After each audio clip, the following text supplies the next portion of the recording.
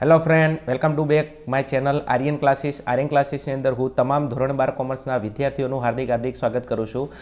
ચલો વિદ્યાર્થી મિત્રો, આપણે આ વિડીયોની અંદર તમારી દ્વિતીય વાર્ષિક પરીક્ષા આવવા જઈ રહી છે.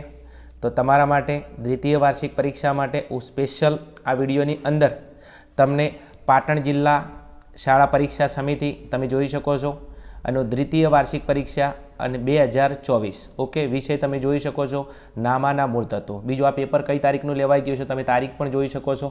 ઓકે 29/1/2024 અને સોમવારના રોજનું પેપર છે.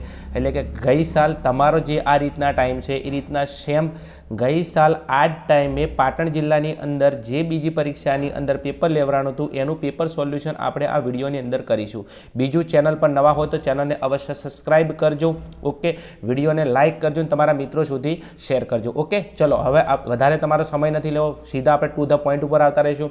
ચલો પહેલાં આપણે વિભાગીયના સોલ્યુશન ઉપર જઈશું. વિભાગીયની અંદર પ્રશ્ન નંબર 1ની અંદર તમે જોઈ શકો છો. પ્રશ્ન નંબર 1 છે ભાગીદારોના મૂડી પરનું વ્યાજ એ ભાગીદાર માટે શું છે? હવે મૂડી વ્યાજ એ ભાગીદાર માટે શું છે? હવે તમને ખબર છે કે મૂડી વ્યાજ ભાગીદાર માટે શું છે? તો ઓપ્શન નંબર સીમાં તમારો જવાબ છે આવક. ભાગીદાર માટે આવક ગણાય, પેઢી માટે ખર્ચ ગણાય. ઓકે ને, આગળ નેક્સ્ટ. ચલો પ્રશ્ન નંબર 2ની અંદર ભાગીદારના ચાલુ ખાતાની જમા બાકીનું વ્યાજ પેઢી માટે શું છે? હવે ચાલુ ખાતાની જમા બાકી છે અને પેઢી માટે પૂછ્યું છે તો વિદ્યાર્થી મિત્રો પેઢી માટે ખર્ચ. ઓપ્શન નંબર એમાં આપણો જવાબ છે ખર્ચ.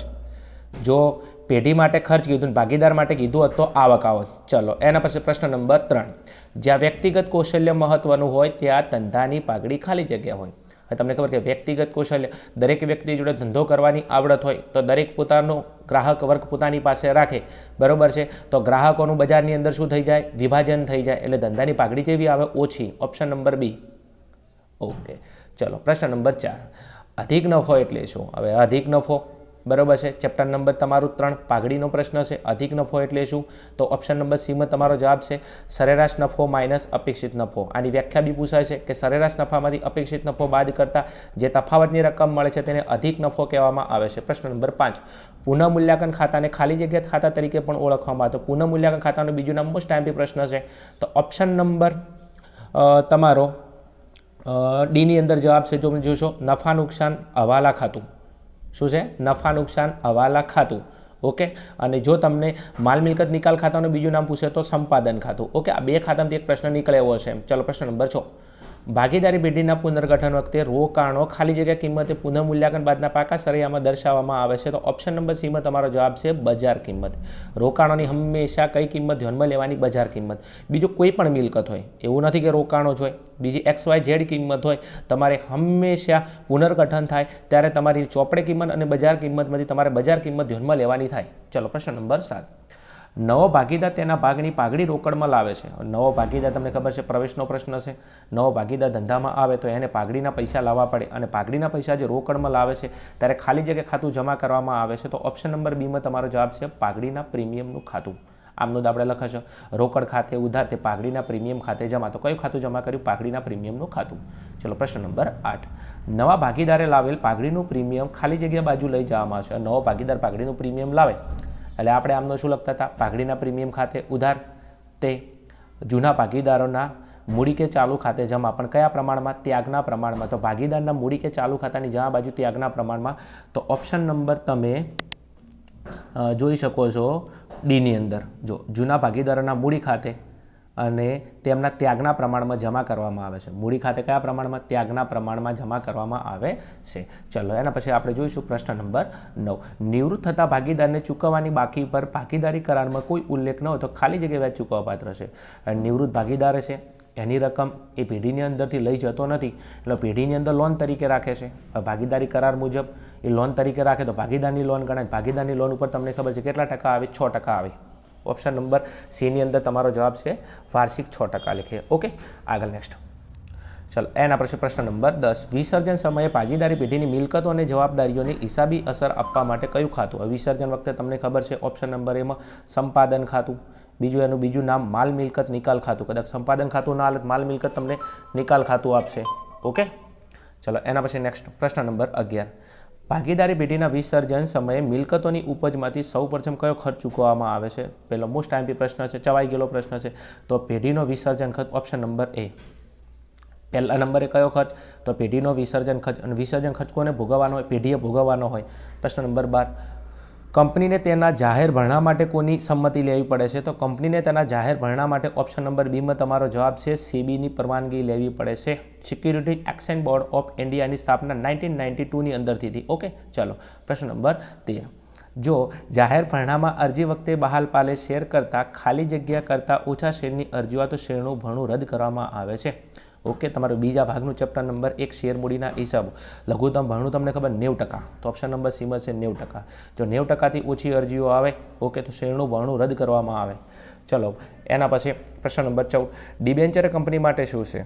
ડિબેન્ચર કંપની માટે શું છે? તો દેવું. ઓપ્શન નંબર ડી ચવાઈ ગયેલો પ્રશ્ન છે. પ્રશ્ન નંબર 15, સામાન્ય રીતે નાણાકીય પત્રકોના વિશ્લેષણમાં કેટલી બાબતોનું વિશ્લેષણ કરવામાં આવે છે? તો ઓપ્શન નંબર સી 4 બાબતોનું વિશ્લેષણ કરવામાં આવે છે. આ 4 બાબતો કઈ કઈ? બરોબર છે, મોસ્ટ આઈએમપી પ્રશ્ન છે. 4 બાબતો કઈ કઈ? તો 1 નફાકારકતાનું વિશ્લેષણ, તરલતાનું વિશ્લેષણ, સદ્ધરતાનું વિશ્લેષણ અને કાર્યક્ષમતાનું વિશ્લેષણ. આ 4 બાબતોનું વિશ્લેષણ કરવામાં આવે છે. ચલો પ્રશ્ન નંબર 16, નાણાકીય પત્રકોનું વિશ્લેષણ. નાણાકીય પત્રકોનું વિશ્લેષણ એ ખાલી જગ્યા છે, તો એ શું કરે છે? તો ઓપ્શન નંબર એમાં તમારો જવાબ છે અર્થઘટન કરે છે. શું કરે છે? અર્થઘટન કરે છે. ઓકે, ચાલો પ્રશ્ન નંબર 17, ગુણોત્તરની રજૂઆત કયા સ્વરૂપે થાય છે? તો ઓપ્શન નંબર એમાં છે પ્રમાણ સ્વરૂપે, ઓપ્શન નંબર બીમાં છે ટકાવારી સ્વરૂપે, ઓપ્શન નંબર સીની અંદર છે સમયના, ઓપ્શન નંબર ડીમાં ઉપરના બધા જ. તો ઉપરના બધા જ તમારો જવાબ આવશે. કયા? ઉપરના બધા જ. ગુણોત્તરની રજૂઆત પ્રમાણના સ્વરૂપે બી થાય, ટકાવારીના સ્વરૂપે બી થાય, સમયના સ્વરૂપે થાય. ઓકે, બીજો અહીંયા અપૂર્ણાંકના સ્વરૂપે નથી આપીને અપૂર્ણાંકના સ્વરૂપે બી થાય. તો ઉપરના બધા જવાબ આવશે. પ્રશ્ન નંબર 18, પ્રવાહી ગુણોત્તર એ ખાલી જગ્યા. પ્રવાહી ગુણોત્તર શું છે? તો પ્રવાહી ગુણોત્તર એ શું છે? તો ઓપ્શન નંબર સીમાં તમારો જવાબ છે તરલતાનું માપ છે. તમારે તરલતાનું માપ શોધવું હોય તો પ્રવાહી ગુણોત્તર શોધવો પડે. ચલો પ્રશ્ન નંબર 19, રોકડ સમકક્ષની શું હોય છે? તો રોકડ સમકક્ષની તમારી જો ઓપ્શન નંબરમાં ઉચ્ચ પ્રવાહિતા હોય છે. ઓપ્શન નંબર એ ઉચ્ચ પ્રવાહિતા. ઓકે ને? ઓકે, ચલો આગળ પ્રશ્ન નંબર 20, નીચેનામાંથી કોને નાણાકીય ખર્ચમાં સમાવેશ કરવામાં આવે છે? ઓપ્શન નંબર ડી વ્યાજનો ખર્ચ. કયો ખર્ચ? વ્યાજનો ખર્ચ. તમને ખબર છે કે વ્યાજને લગતા તમામ ખર્ચા નાણાકીય ખર્ચમાં આવે. ઓકે, ચલો એના પછી આપણે વિભાગ એ પૂરો થાય છે. ચલો એના પછી વિભાગ બી ઉપર આવતા રહીશું. વિભાગ બીની અંદર તમને ખબર છે કે દરેક પ્રશ્નોના તમારે એક વાક્યમાં જવાબ લખવાના હોય છે. દરેકનો તમને 1 ગુણ મળવાપાત્ર છે અને 10 પ્રશ્નો તમને આપવામાં આવે છે. અગર કોઈ વિદ્યાર્થી એમ કહેતો કે મારે એકાઉન્ટની અંદર 100માંથી 100 માર્ક્સ લાવવા છે, તો વિદ્યાર્થી મિત્રો તમારે વિભાગ એ અને બીની અંદર તમારે એક્યુરેશન ચોકસાઈ રાખવી પડે, કારણ આની અંદર તમને કોઈ અથવા પ્રશ્ન નથી મળવાનો. જો આની અંદર તમે 50 રાખો છો તો તમારે 1-2 ગુણ જતા રહે, એટલે તમે જે ગોલ નક્કી કર્યો તો એ ગોલ સુધી, ટાર્ગેટ સુધી તમે પહોંચી ના શકો. તો વિભાગ એ અને બી ઉપર તમારે ખાસ ફોકસ કરવું પડે. બાકીના વિભાગની અંદર તમને અથવાની અંદર પ્રશ્નો મળી રહેશે, સમજો, તો એની અંદર તો તમે ગમે એ સોલ્વ કરી શકો છો. પણ વિભાગ એ અને બી એવું છે, સમજો કે એની અંદર કોઈ આઈએમપી જેવું બી ના હોય. દરેક લોકો પોતાના અનુભવના આધારે છતાં બી આઈએમપી આપે છે, સમજો. ગમે ત્યાંથી તમારો પ્રશ્ન નીકળે છે, તો તમારે 100માંથી 100 લાવવા હોય તો વિભાગ એ અને બીની તૈયારી કરવી પડે.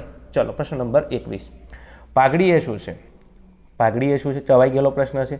ધંધાની પ્રતિષ્ઠા મૂલ્ય ધરાવતી અદ્રશ્ય મિલકતને પાઘડી કહેવામાં આવે છે. ચલો પ્રશ્ન નંબર 22, લાભનું પ્રમાણ એટલે શું? શું છે લાભનું પ્રમાણ? એટલે શું?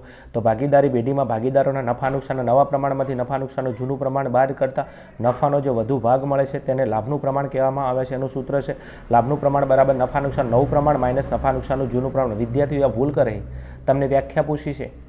જો અહીંયા તમે એવું લખી નાખો કે લાભનું પ્રમાણ બરાબર નફા નુકસાન નવું પ્રમાણ માઇનસ નફા નુકસાનનું જૂનું પ્રમાણ, તમને કોઈ માર્ક્સ ના લે. તમારે વ્યાખ્યા લખવી પડે. વ્યાખ્યા પૂછે તો વ્યાખ્યા, સૂત્ર પૂછે તો સૂત્ર. ચલો પ્રશ્ન નંબર 23, ભાગીદારના નિવૃત્તિ વખતે પેઢીના ચોપડે દર્શાવેલ જૂની પાઘડીની હિસાબી અસર આવો. હવે નિવૃત્ત થાય છે ભાગીદાર, એટલે તમને ખબર છે કે પેઢીના ચોપડે જૂની પાઘડી હોય, ક્યાં હોય? મિલકત અને લેણા બાજુ. ઓકે, તો તમારે એને માંડી વાળવી પડે. હવે પાઘડી શું છે? મિલકત છે, એને માંડી વાળો તો મિલકતની ઉધાર બાકી, માંડી વાળો શું થઈ જાય? જમા. અને પાઘડી માંડી વાળો તો તમને આમનોંધની અંદર લખેલું છે નિવૃત્ત સહિતના બધા જ ભાગીદારના મૂડી કે ચાલુ ખાતે ઉધાર તે જૂની પાઘડી ખાતે જમા. નિવૃત્ત સહિતના બધા ભાગીદારના મૂડી કે ચાલુ ખાતે ઉધાર તે જૂની પાઘડી ખાતે જમા. ખાલી પાઘડી ખાતે લખશો તો ચાલશે. ઓકે ને? ચલો એના પછી પ્રશ્ન નંબર 24, ભાગીદારી પેઢીનું વિસર્જન એટલે શું? ભાગીદારી પેઢીનું વિસર્જન છે તો ભાગીદારી પેઢીનો ધંધો કાયમ માટે બંધ કરવામાં આવે અથવા ભાગીદારી પેઢીનું અસ્તિત્વ કાયમ માટે ખતમ થઈ જાય. ઓકે, તેને શું કહેવામાં આવશે? ભાગીદારી પેઢીનું વિસર્જન કહેવામાં આવે છે. ચલો એના પછી પ્રશ્ન નંબર 25, પેઢીના વિસર્જન સમયે વિસર્જન ખર્ચ કોને ભોગવવાનો હોય? તો પેઢીએ. કોને? પેઢીએ. મોસ્ટ આઈએમપી પ્રશ્ન છે. બરાબર છે. વિસર્જન ખર્ચ કોને ભોગવવાનો હોય? પેઢીએ ભોગવવાનો હોય છે. ચલો એના પછી પ્રશ્ન નંબર 26. કંપની ધારા 2013 મુજબ કંપની તેના કેટલા વર્ષની મુદતના ડિબેન્ચર બહાર પાડી શકે? તો કેટલા વર્ષ? 10 વર્ષ. કેટલા વર્ષ? 10 વર્ષ સુધી હાલની અંદર બહાર પાડી શકે. અગર કોઈ ઇન્ફ્રાસ્ટ્રક્ચરને લગતી કંપની હોય તો એ 30 વર્ષ માટે બહાર પાડી શકે. ઓકે, પણ જનરલી મુદત કેટલી છે આપણી? 10 વર્ષ. તમે હાલ કેટલા લખશો? 10 વર્ષ લખશો એમ. ઓકે, હાલ તમારે 10 વર્ષ લખવાના જ હોય. ચલો આગળ નેક્સ્ટ. ચાલો પછી વેચાણ પડતર એટલે શું? વેચાણ પડતર. ઓકે, ચેપ્ટર નંબર 5 તમારું બીજા ભાગનું ગુણોત્તરના હિસાબો. ઓકે, ચલો તો વપરાયેલ માલની પડતરમાં મજૂરી અને કારખાનાના ખર્ચા ઉમેરતા. શું?